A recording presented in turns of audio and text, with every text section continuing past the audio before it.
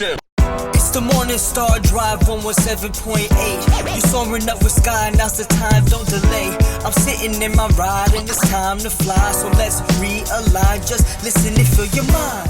Hey guys, how is it going? And welcome to the Morning Star Drive on 117.8. It is Wednesday, May 29th, and so happy for you joining us. We are ready to start another day together with the Lord. So subscribe to us on YouTube, follow us on SoundCloud, and make sure to support us on Patreon.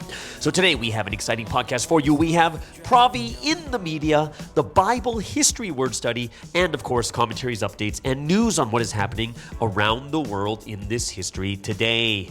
All right, everyone, how are you doing? I hope you guys had an amazing and awesome Tuesday. Thank you so much, Eddie, for another wonderful episode that you've done for all of us. And yes, remember, guys, it's only his second podcast, doing an awesome job. And as me and Eddie are continuously discussing each and every week, we're trying to make sure that he will have the best podcast segments possible. So we are changing things up as we go. If you haven't yet, just leave a like and comment to build our community. Just happy for everyone joining us every week down the Morning Star Drive. So let's get up and support each other each and every day. Oh, and don't forget, guys, tomorrow is Q&A Thursday. It's Q&A Thursday tomorrow, so get those questions in. Would love to see what's going on in your life, the questions you have from the newcomers and stuff like that too, all right? This week's Sunday message title, there's two of them, That Shimjung of God and He Surely Takes Action in Advance. So it is already Wednesday. I had a day off, so I'm very, very happy. Right now, I am preparing for tomorrow's live stream in the new studio. I'm actually recording this podcast in the new studio office right now too. So very grateful and thankful to God, the Holy Spirit, to the Holy Son, Jesus, and the man of mission, and of course to the physical people in which He is working through. I am very, very grateful, thankful, and I just feel so blessed to be in this history right now. I just realized right now, yesterday was my dad's birthday. But yesterday in Asia, but today, it's going to be today actually, because they're like 15, 16 hours behind. So I got to remind myself, I got to call my dad. It was the 28th, but I believe by the time you hear this, it's going to be late evening in Vancouver. So I will make sure I give my dad a call on his 78th birthday, which is quite crazy, right? So I got to remind myself, if you are out there listening to this podcast on like 5:30 a.m., 6:30 a.m., actually even until 9:30 a.m., just give me a quick text and remind me to call my dad. Because the time I'm recording this right now, it is my dad's birthday, but it's not my dad's birthday yet. It's actually the day before still in Vancouver at this moment. So by the time you guys get this, just make sure you give me a quick text if you have my DM. Just DM me and just remind me like, hey, don't forget to call your dad for his birthday. All right? I got a new joke of the day. I heard another interesting joke. I want to know what you guys think about this one. I was laughing. I'm not sure if you guys are going to laugh at this one. Okay? So this is about a new pastor, okay? So there's this brand new pastor of a church, and he's now doing house visits, all right? And he went to one house, and it seemed obvious that someone was home, but no one came to answer the door. He kept ringing the doorbell, but it was obvious someone is home, but they're not coming to the door. Then he took out a business card that he printed, and he printed Revelations chapter 3 verse 20 on the back of it for such an occasion, okay? And he stuck it in the door. And interestingly, do you guys know what Revelations chapter 3 verse 20 is? Revelation chapter 3 verse 20 says, "Behold, I stand at the door and knock." Right? So it's kind of like a fun thing this pastor did. So he puts Revelation chapter 3 verse 20 on the back of his business card, and he puts it on the door just saying that, hey, I was here, and behold, I stand at the door and knock, but there was no one to pick it up. Okay? So then that following Sunday, offering is taken, and offering is being processed, and he found that his card was returned. So this business card that he left on the member's door, it was returned in the offering basket. But on the back, underneath Revelations chapter 3, verse 20, the member wrote Genesis chapter 3, verse 10. And when this pastor went to check out the site, went to check out what Genesis 3:10 was, he broke out in laughter. So, like I said, Revelation chapter 3, verse 20 says, "Behold, I stand at the door and knock." Genesis chapter 3, verse 10 says, "I heard your voice in the garden, and I was afraid, for I was naked."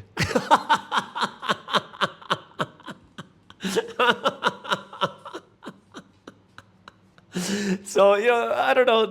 I found it really funny. I'm not sure if you guys find it funny at all. I found it hilarious. I was laughing the first time I heard it too. So that's just something that was in my mind. And I was like going, oh, that's a fun joke. I'm not sure if everyone will really enjoy this one. I enjoyed it. That's my type of humor. If it's not your type of humor, I'm sorry. But if you laughed, let me know. If you didn't find it funny, let me know too. Put it in the comments below. Oh, for those of you, I told you guys about, we play some of the songs from Sierra Leone. Like there's a West African church being pioneered right now by Pastor Joseph. And I know Pastor Joseph really well. He is like an older brother of mine. And he's Korean, but he was in America for like 10 years. And, he really did a ton of evangelism stuff like that too, right? And he always sends me these like update videos every month. And this month's update video, in May they're doing these evangelism events over the weekend. It's awesome to see how much life is being brought to this history in West Africa. It's crazy inspiring. Like I was talking about evangelism yesterday. And I'm talking about, we got to evangelize. We got to get that fire back. When I watched this video, that fire came back.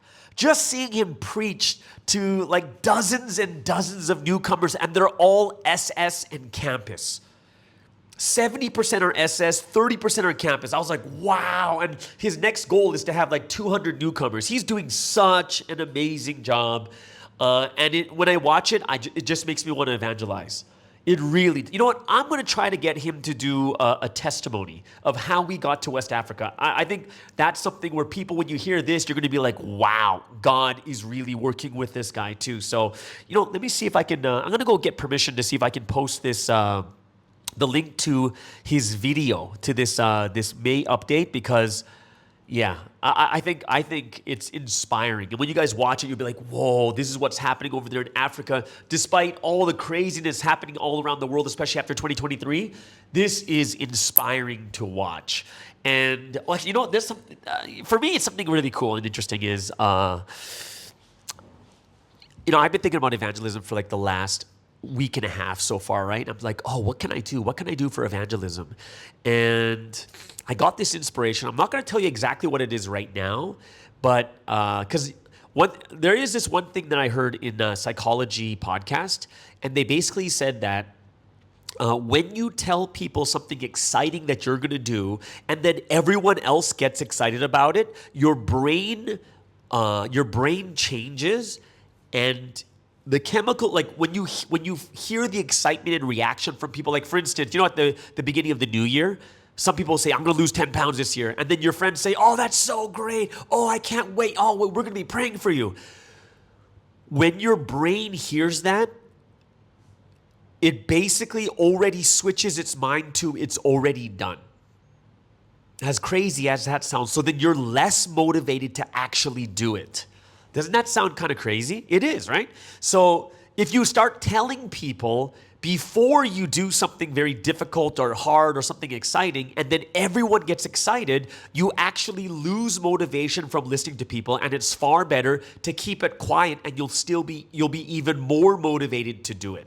That's what's going to happen, right? So I hope it's something, and I think that's where we really, really have to be more excited is when someone actually does it more than when someone is just saying that they're going to start something. Because just saying you're going to start something is just saying. You don't really know if it's actually going to happen, right? So I would say in the same way, we would have to look at it in that way. Like, all right, guys, this is the best way to do it. right? So I think it's something that we have to, I'm very excited. I'm talking, well, not excited. I'm more of, I got to plan something for evangelism and not what I'm doing for YouTube, because YouTube is more long-term and it's not for direct evangelism. It's very, very difficult on YouTube to do it like that because your audience is from all over the world, right? But, we have to do some things that are going to be for like short-term, not short-term, but something that needs to help with evangelism right now. Like that's something I do think that we have to think about is what can we do right now at this moment, all right? So that is something that hopefully within the next 2 months I'll be able to report on what I am actually doing. Not what I'm going to do, but what I'm actually doing or when it's done. And I can give you guys, tell you guys, oh, this is what my plan was, this, and this. So I'm not going to say it. It's going to be something for the future, all right? I had an interesting comment from Karen over there in Vancouver, Canada. And this is a question that was quite interesting. I was thinking about doing it for the Thursday podcast, but I was like, I could do it for today's. And the comment was, when discussing about having strength when being united with the head, and this is from the Sunday message, right? What happens when Sunseam isn't here anymore? Will Providence still have strength and hope to go forward after another 900 years? Okay, so I would say that this would most likely be, this is more of a misunderstanding. This is not something where Sunseam's saying that after I'm gone, you guys are going to have no hope and no strength. Remember, the key point that's being made in the Sunday message and the things that we're hearing a lot is when the body when they're not connected. So here's the thing. To be connected to the head, is that a physical thing? Like Sunseam has to physically be living. Because if it's a real physical thing, then the only people with hope and strength are the people that physically see Sunseam, right? But think about the time of Jesus. Jesus died after 3 years. Does that mean there's no strength and no hope for 1,997 years? There's no hope because Jesus' body is gone? And the answer is no, because it's much more spiritual, right? So we have to understand it is a spiritual thing to be connected to the head. Connected, right now, one of the big issues that we are seeing around the world is there's groups of body parts coming together, trying to work together, but they're not doing it according to how the head wants it. They're doing things on their own.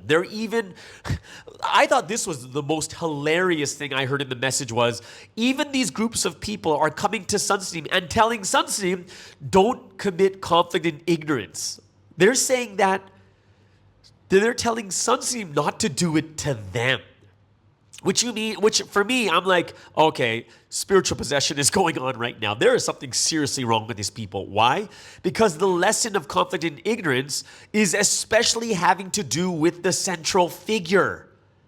That's the problem, right? So that's something when I look at, I was like, yeah, that doesn't really make sense what these people are thinking or what they're saying to Sunseam about this too. I was like, at first I was angry. I was like, how can you? And then I started laughing. I was like, okay, there's something wrong, seriously. But it's about the connection. Are you spiritually connected? That's going to be the most important part, because reality is the vast majority of the 1,000-year history is without Sunseam's body. If it was a physical thing, then 900 years of this history is totally screwed because they don't have the physical body. But no, just like at Jesus' time, 1,997 years of the New Testament time still had strength as long as they were connected to the one that God sent. So yeah, it's more so about the body parts coming together, becoming one, yet not connected to the head, not doing things according to the word, not doing things according to what the man of mission is saying. So that is the answer to that story. So I hope that makes sense to you guys out there. And great question, Karen, because it's something that some people are thinking about too. Okay? So, right, like I said, I am working on the new studio settings right now at the new location, just figuring out how to make it work out the best. And it's very, very interesting. Oh, by the way, for today's Provi the Media, you guys got to listen to it, because there's going to be some updates, not so much on the trial. There are some things that are coming out. There's one article I am going to read about Maple. It's just an article that's out, and we heard a little bit about this before. However, we are going to talk about Sunseam's situation a bit. Like, what's the situation like in prison? like what has changed.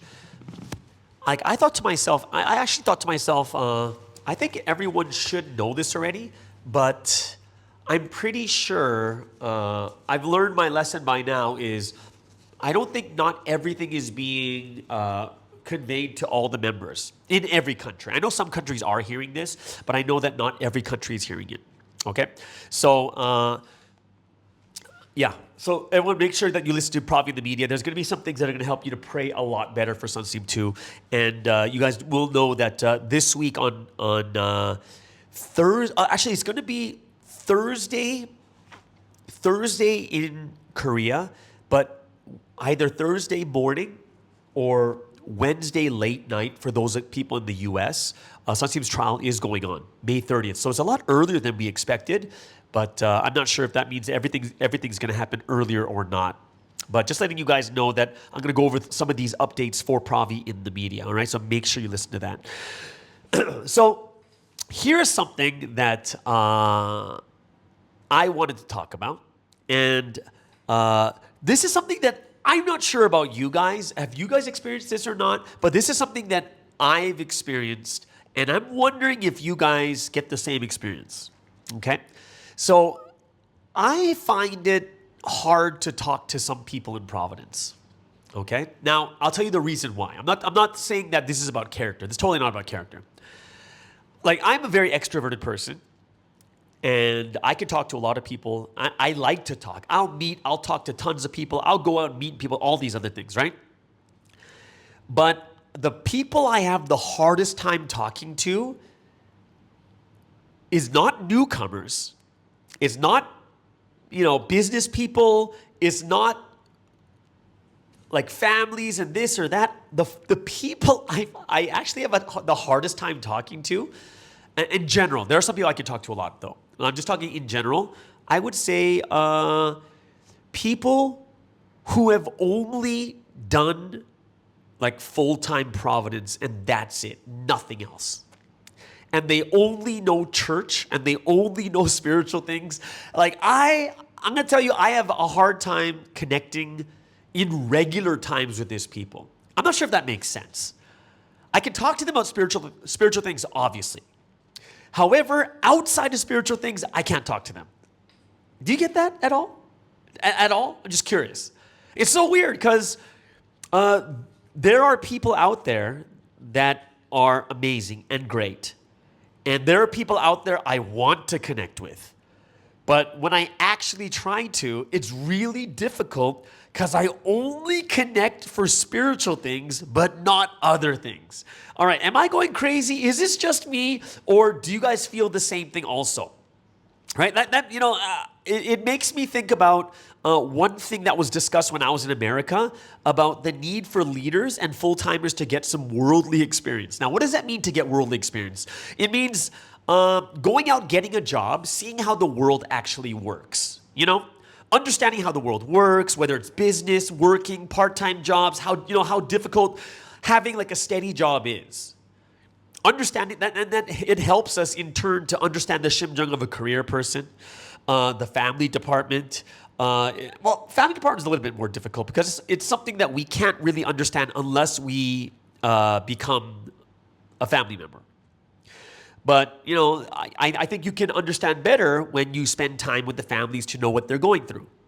But, that's something that's not really going to happen until probably a little bit later in life. But the reason I'm bringing this up is because this week's message is about understanding God's shimjung. Like knowing God's shimjung, then you can work better together with better together with God. You can do God's will much more. You'll have that feeling and the understanding much better too. But I also realized at a miniaturized level, it's not only about understanding God's shimjung, we also need to understand each other's shimjung too. Because the more we understand, the more empathy we have for each other, the more understanding we become, right? And that's something that I looked at and said, yeah, I think it's something that we do have to, as someone who's been a full-timer all my life. Being someone who is a full-timer all my life, I thought that being able to understand the shimjung of our members is very, very important because I've seen it sometimes where people are too much by rules. Like leadership goes too much by rules. Well, the rule says you can't do this, and the rule says you can't do this. However, it is a general rule. It is. It is seriously a general rule. Let me give you an example. An example is sometimes leaders will tell people not to take a job because the job is also on Sunday. And then what's going to happen is someone will come to counsel with this leader and they're like, no, you can't miss Sunday kind of thing, right? And the answer is generally it's true. Generally, it's true that you shouldn't be missing Sunday service, generally. But there are some specific things, specific jobs, specific things in life is not going to be that way. Like very specialized. Like if you're a doctor, if you're a firefighter, or if you're a policeman, or if you're going to have these jobs where sometimes you're going to have to work on a Sunday. It's just the way it is. But a lot of times, leaders will be just too much by the rules.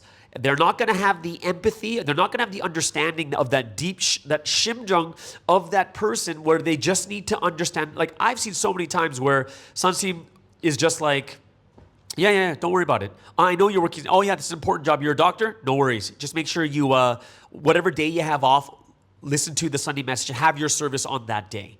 And it's as simple as that. It's as simple as that. Why? Because there are some jobs in this world that are that different. They're very, very specialized. It's not like you can close down every hospital in the world on a Sunday. Why? Because people get sick on Sundays too. It's not like you stop that, especially if you're in a city with like 1 million people, you're going to have tons of people getting sick on Sundays. You're not going to close down a hospital on a Sunday. And this is something that is very, very different. There's going to be special situations, circumstances. And if we don't understand people's shimjung, if leadership doesn't understand the shimjung or doesn't understand what people are going through, this is when there's going to be a lot of difficulties and a lot of problems with leadership and the people below them, right? And I think when I look at the reason why I brought this up is I think a lot of times, and I'm going to include myself in this in the past, because remember, I ran for province for 21 years, starting from basically from the moment I came to Providence. 2 months in, I was already lecturing. And then I continued lecturing, did lecture training, I became a missionary, I became this, and minister, whatever it was, right? And I did Providence for 21 years, and then for the last 4 or 5 years, I've kind of been away from, like, outside of the system, right? And it enabled me to start working. It enabled me to start understanding the shimjung of other people, right? A lot more deeply. And I would have to say for myself too, I can't fully understand it until I've actually gone through it. Right? That's when I fully understand. And that's something that I have to look at and say, wow, like it really is eye-opening. I would say the only time I really had a chance to look at the working world is when I was 26, I believe. I had a marketing job. And in this marketing job, it was direct sales. And I worked for 3 months, 6 days a week, 11 hours a day. So I'm doing 66 hours a week working. I made about $800 US a week, around that, right? But it was 6 days a week, 11 hours a day, and I was still doing pre-dawn, I was still preaching, I was still doing all these other different things like that too.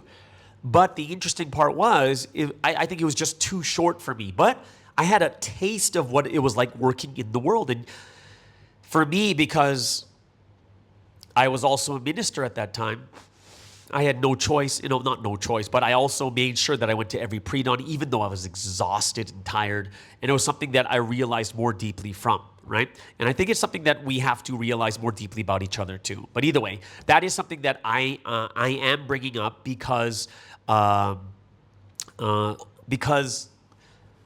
it's just kind of some experiences I have when people are way too spiritual, like way too spiritual. And I'm not saying become physical. I'm not saying become worldly. I'm saying people need that experience. It's like Paul. Paul couldn't just be a Christian as he's traveling around the world 3 times spreading the gospel. But as he said, when in Rome, do as the Romans do. Like, he has to understand their culture. He has to understand what they're like. He has to understand these things really well, or else what happens is he's not going to be able to understand the people that he's talking to, right? So yeah, that is something that I kind of have. I noticed it more now that I'm outside the system. When I'm inside the system, I was basically running full-time Providence, so I couldn't really see it. But now it's a little bit different. Either way, right? So that's something I did want to bring up. Let's. This kind of ties into one of the Proverbs. I loved this week's Proverbs. On the Monday Proverbs, one of my favorite Proverbs is number 6, and it's basically on leadership. And it's about leadership. It's about governing. 1 should teach, manage, and govern over 2. 2 does to 3. 3 does to 4. 4 does to 5. And 5 does to 6. And no one should step over their line. When going about governing, if 1 goes as far as the position of 6, there will be confusion and the order will be broken. Do not leave your position. It should always go by natural law and reason. In case the one in the highest position governs over everyone all the way down to the lowest position, there will be a problem. People would want the one in the highest position to govern over them always, while thinking that the teaching and leadership of the one right above them are too weak. This is something I talked about, I think 3 years ago.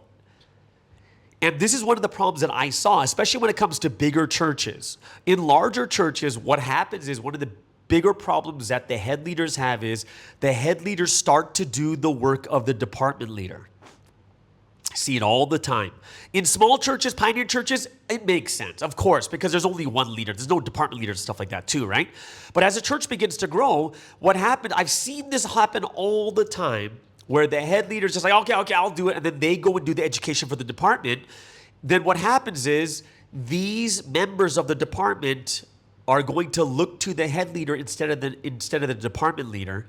And then the department leader's job and his power and authority, or her authority and power, is gone, because now they're just going directly to the head leader instead.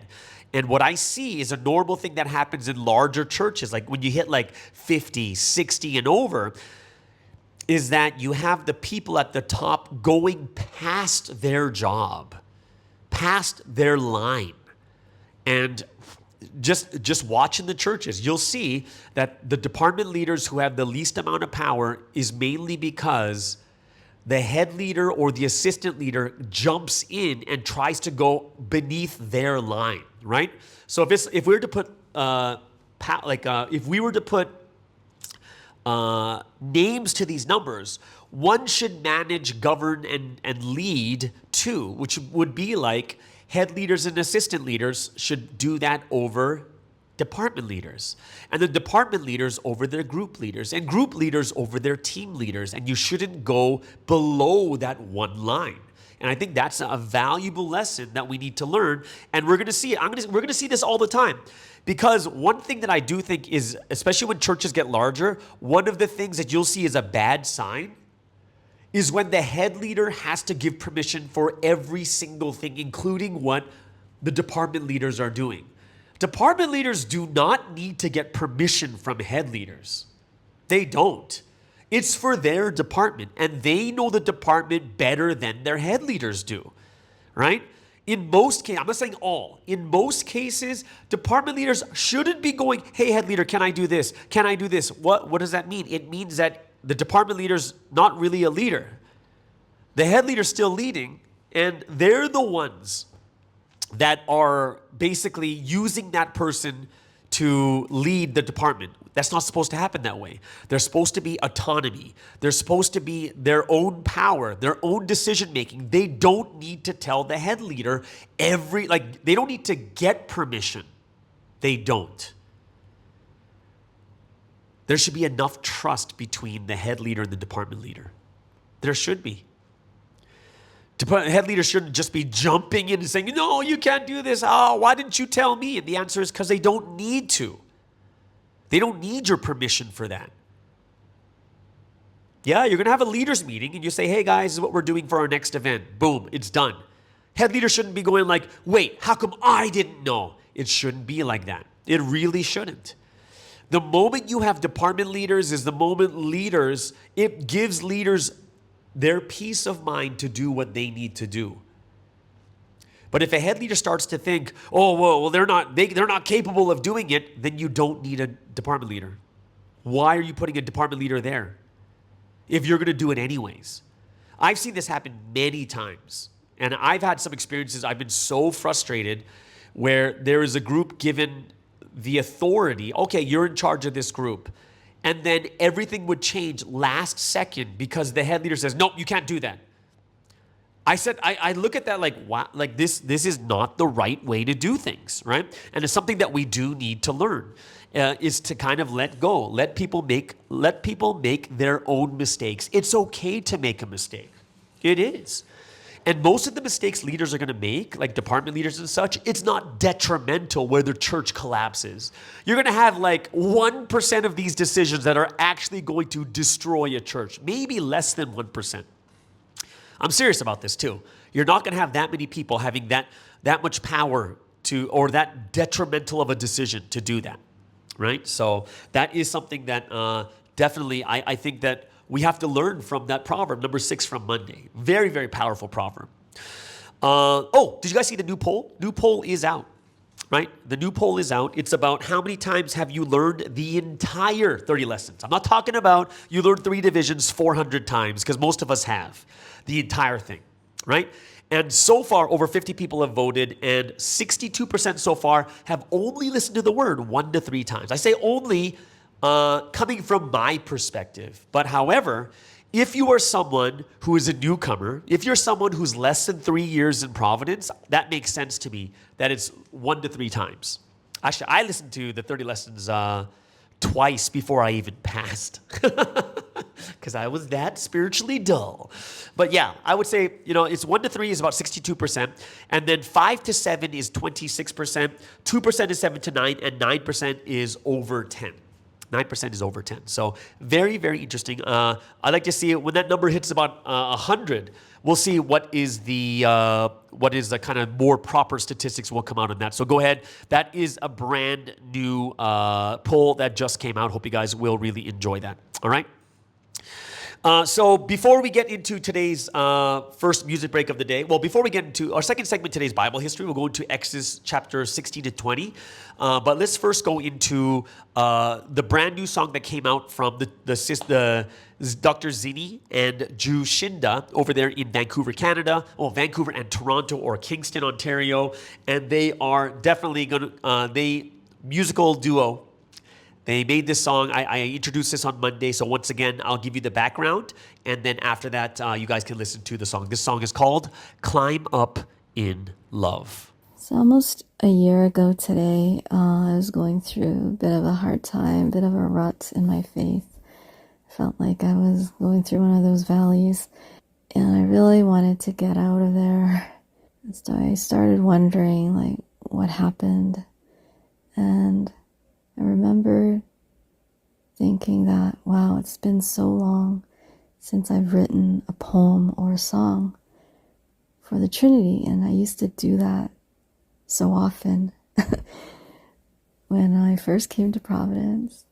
So I'm like, I wanted to rekindle my first love and to reignite my passion again. So I was determined to write them a song. And very gratefully and amazingly, the Trinity gave me the lyrics and melody within an hour. And so I was able to compose the song rather quickly, thanks to them. It's all glory to the Holy Trinity. It's a song depicting kind of my journey to Providence. I think most people, or many people, can probably relate to this. Before Providence, I was infatuated with the world, worldly culture, that kind of thing. But having met Providence, that changed my entire world.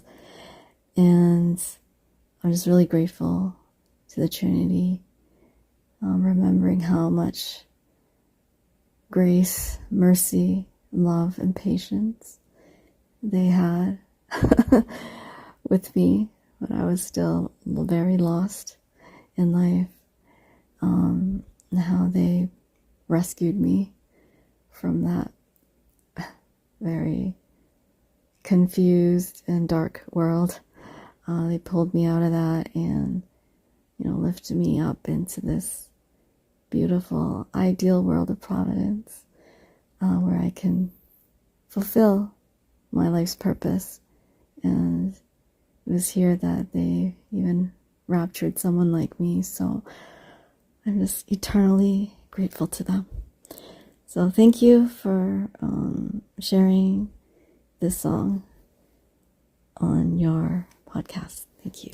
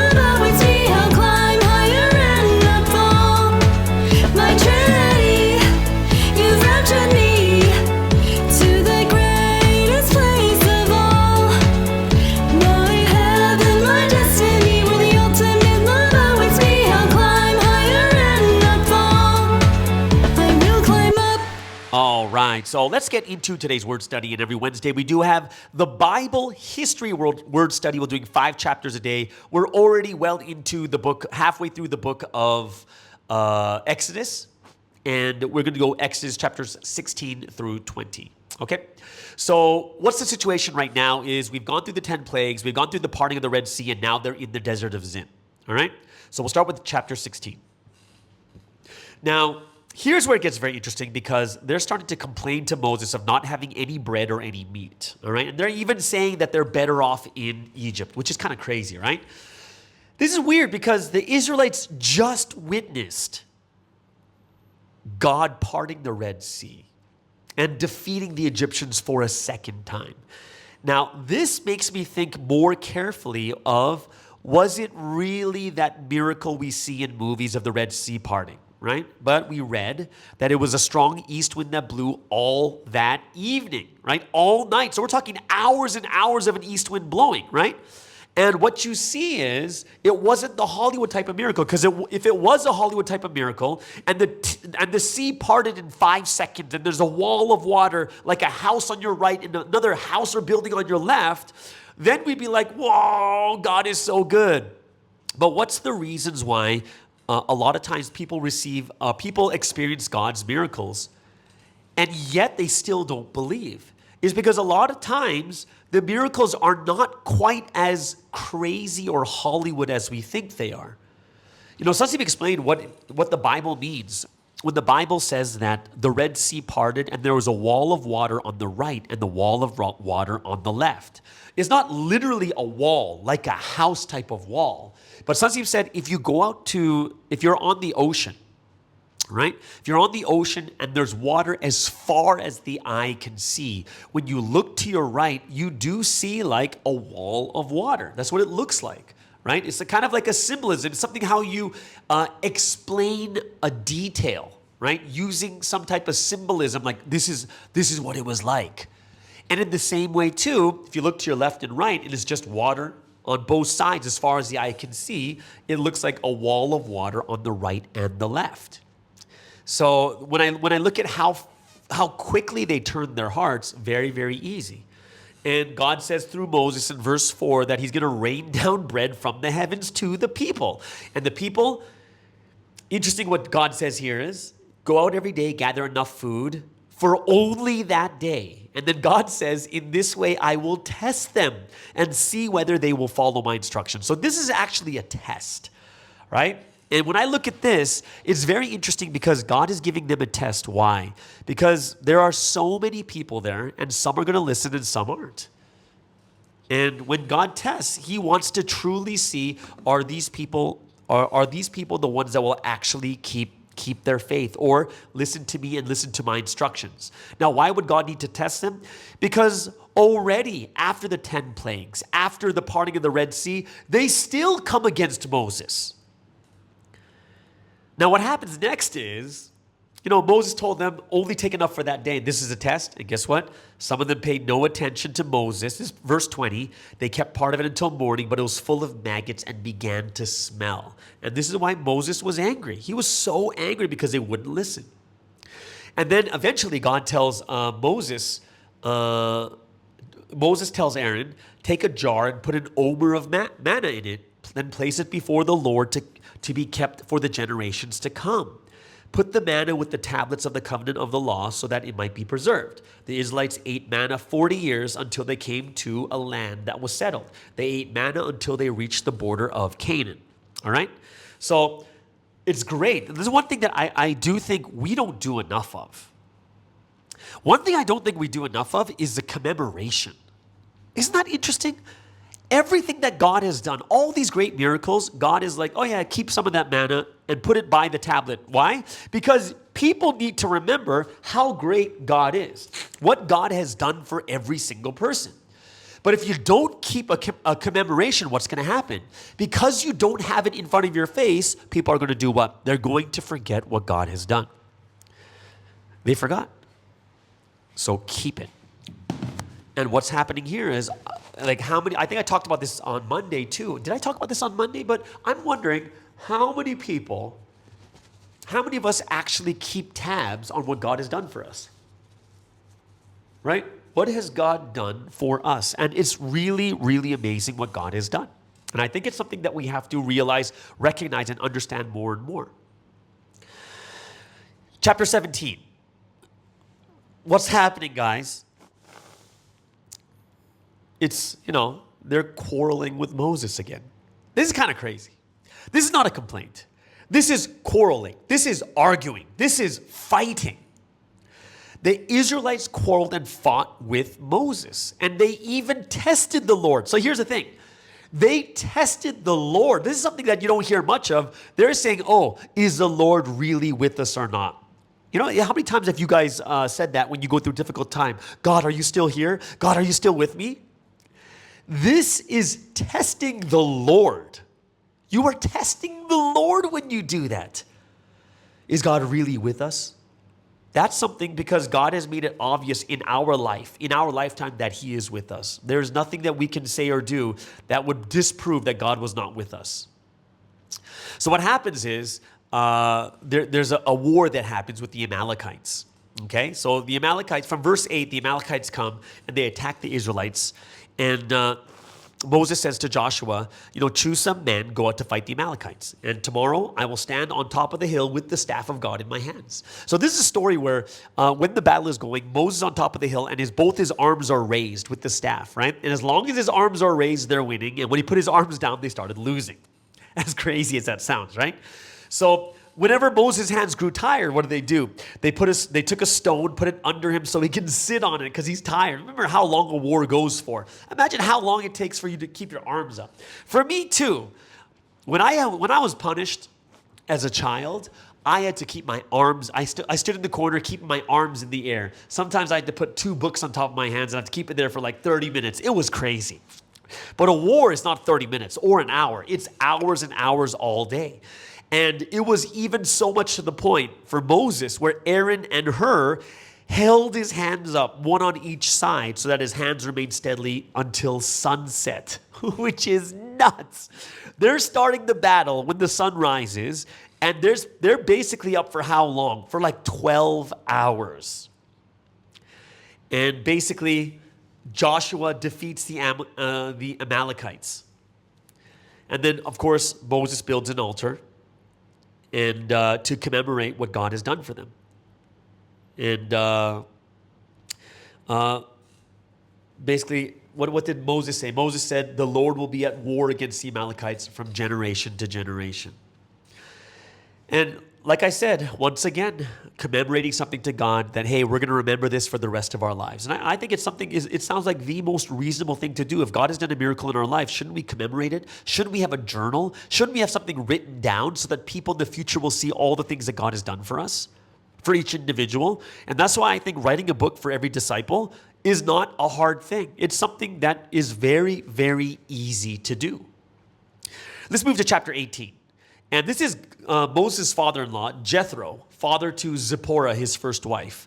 And he comes to visit Moses. And, Moses tells him of all the miracles that God did for him. And, Jethro is very impressed, like, wow, God is good, God is great. But then the next day, what happens is he watches what Moses does for the people.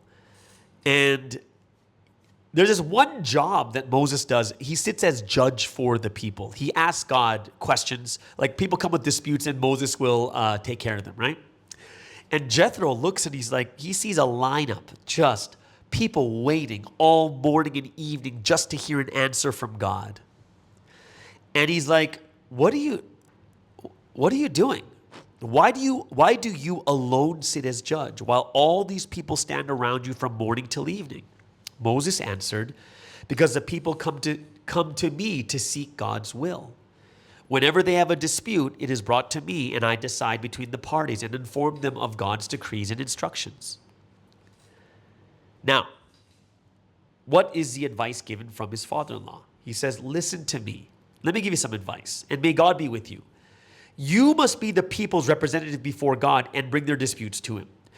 Teach people his decrees and instructions and show them the way they're to live and how they are to behave. But select capable men from all the people, men who fear God, trustworthy men who hate dishonest gain, and appoint them as officials over thousands, hundreds, fifties, and tens. Have them serve as judges for the people at all times, but have them bring every difficult case to you. The simple cases, they can decide themselves. That will make your load lighter because they'll share it with you. If you do this and God so commands, you'll be able to stand the strain and all these people will go home satisfied. And I looked at this and I was like, this guy's a genius. And it's hard. It's very, very difficult because who can sit there and say that, I can tell you what God's will is. And that's something that, that's why a lot of people will stand waiting for sunseam from morning till evening. They'll be lying and some people won't even be able to talk to sunseam for days kind of thing, right? And we're like, and we would think to ourselves of, that's how much they value the word and value that time with sunseam or whatever it is. But this it helps us to understand that not everything should go to sunseam. He has so much to do. And this is the same with a head leader. There is so much for the head leader to do. There is so much for Sunseam to do. There is so much for all these leaders to do that you're not supposed to bring every single problem and issue before Sunseam or before your head leader. It's just I'm not going to say waste of time, but you're kind of wasting that leader's time where it could be something that could be easily taken care of. And I think as being those that are much more mature now in this history, one thing I think that's really, really valuable that we have to understand is we have the words every week. We have the words. We do have the wisdom. We do get the inspiration of the Holy Spirit. Sometimes we can't wait for Sunseem's answer. If you had to wait for Sunseem's answer for every single thing that you did, can you imagine how many answers Sunseem would have, how many times Sunseem would have to write a letter? No. We are not at that baby level. And a lot of times we think that we have to ask Sunseem every single thing, and the answer is you don't. If you can, that's great. If you can. But most of the things that we go through in life, we are already at that level when we're connected to the Holy Spirit. We should be able to discuss and talk to the Holy Spirit, receive the inspirations, go through the words and get the answers that we need. We've got to be way more independent, but still connected to the Lord. Why? Because we do things according to the Word. We do things according to how Sunseem is taught. That's why we're still connected. And I think that's one of those common misconceptions that people actually have is, for every single thing it has to go to Sunseem, and the answer is it doesn't. Let's go to Exodus chapter 19, and this is where Moses goes up to Mount Sinai, and basically God tells Moses, hey, and he tells Moses to tell the people, hey, everyone, Israel, if you obey me fully, if you keep my covenant, then you will be the treasured possession of all nations, the chosen nation, right? Even though the whole earth belongs to me, you will be the kingdom of priests, the holy nation. And this is what Moses said to the people, and all the people listened to what God said, and they responded together. In verse 7 and 8, we will do everything the Lord has said, and Moses brought their answer back to the Lord. Right? And this is a time where Moses goes up Mount Sinai to come before God to receive the 10 Commandments. Right? And basically, God says, like, hey, guess what? You're going to see me. I'm going to come like a dense cloud on the mountain. And the people will hear me speaking with you and will always put their trust in you. So this is even more God saying that, hey, this is the person that God has sent. So Moses leads the people out of the camp to meet with God. And they stood at the foot of the mountain, and Mount Sinai was covered with smoke. Right? The Lord descended on the mountain in fire. Right? So it said that the smoke billowed up from it like smoke from a furnace. The whole mountain trembled violently.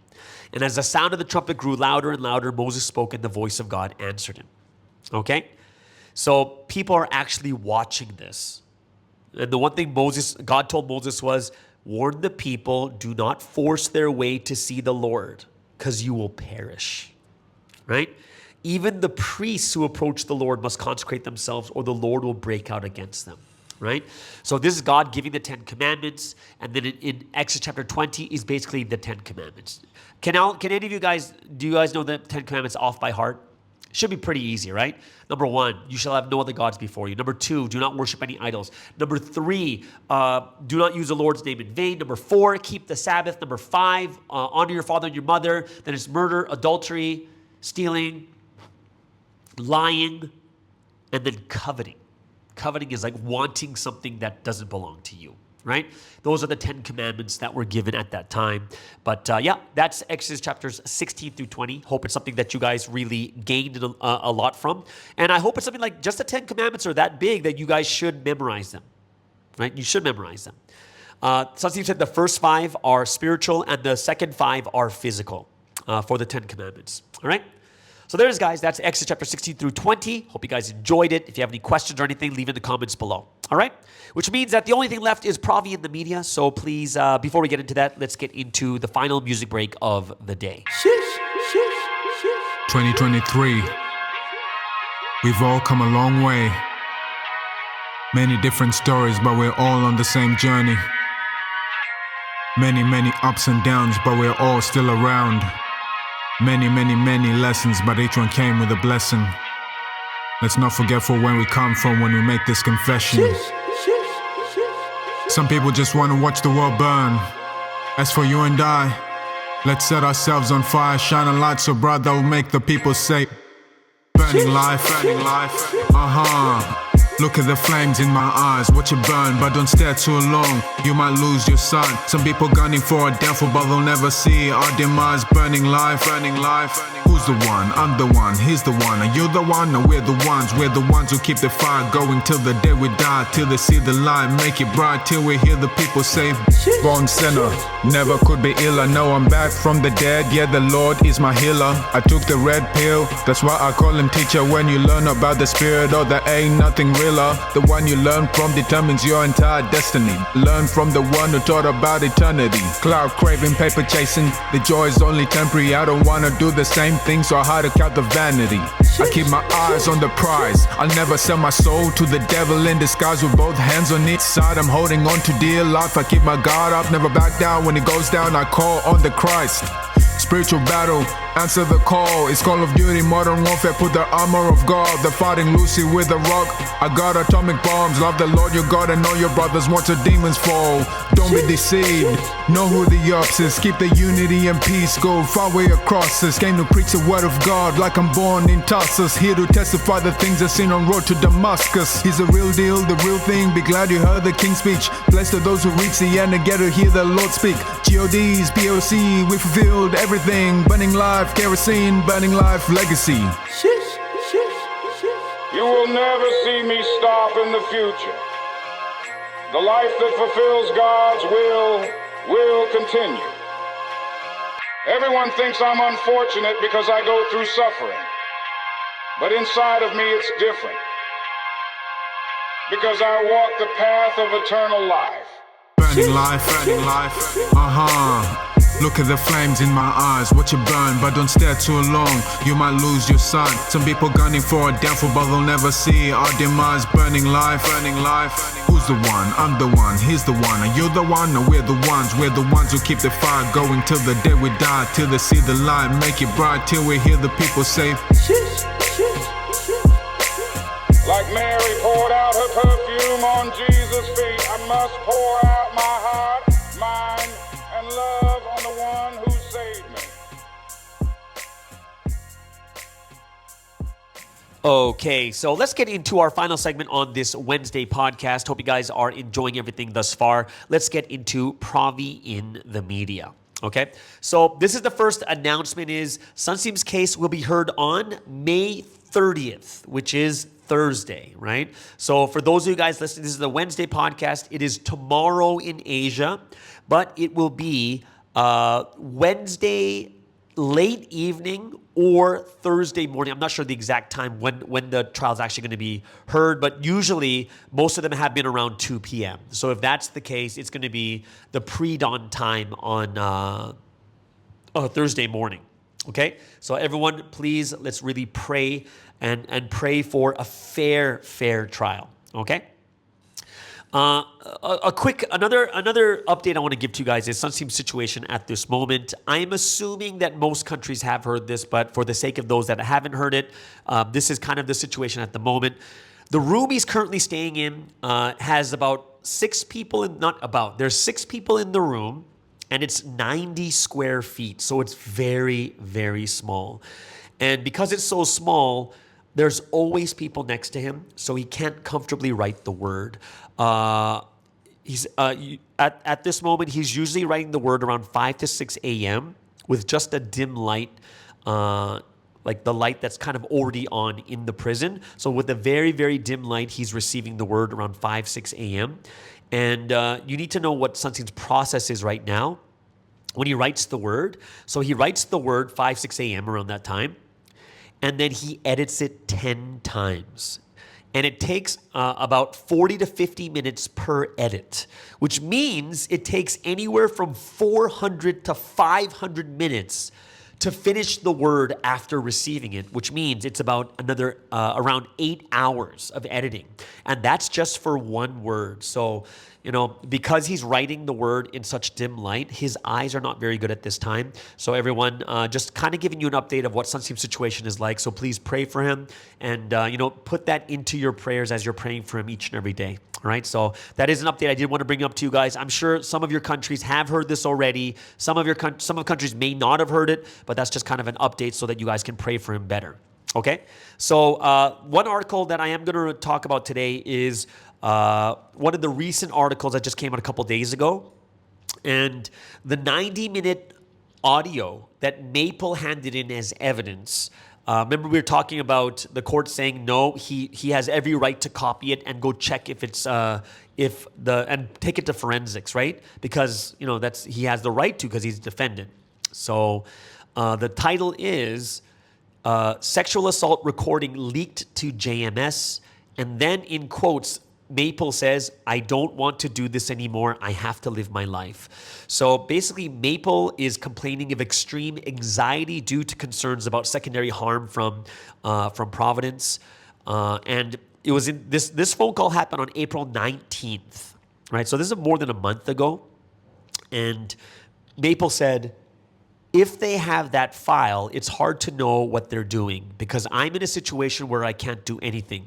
I don't want to do this anymore. It's too hard. I also have to live my life. So despite opposition from the prosecution and the victim with court permission, all three law firms representing Sunsim copied all of the 100 minutes of recorded files on the 7th, right? So there was opposition and opposition, which is Maple and the prosecutors, right, and KDH and stuff.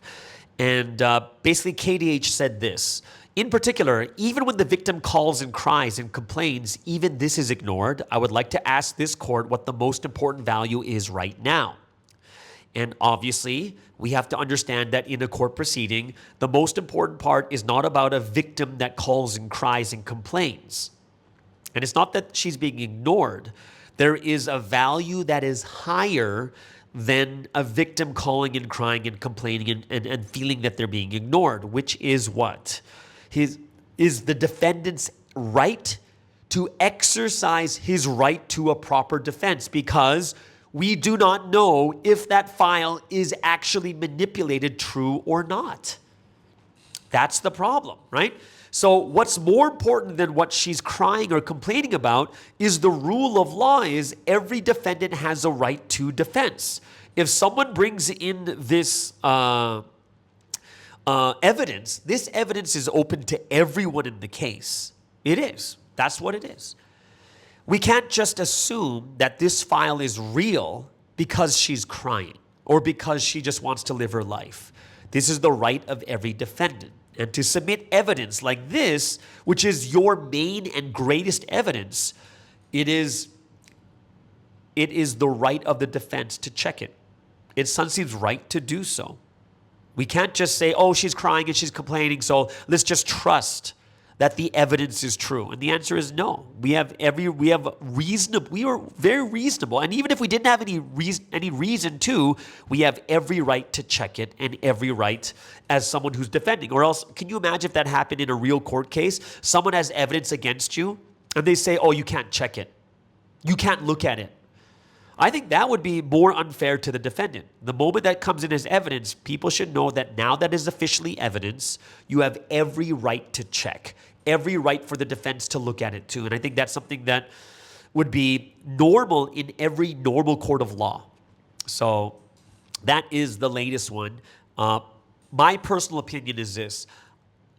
If she drops the charges, Sunsim's free, which is something that we would like, obviously, right?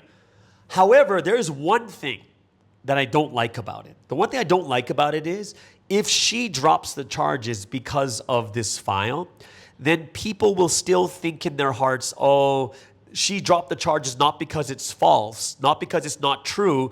It's because they're taking the files, distributing it, and causing her secondary harm. The reason that I want this trial to go through and to actually have Sunsim exonerated, because then people have nothing to say after. They'll be like, oh, the public opinion makes no difference at that point because he is set free, because he is really, really innocent.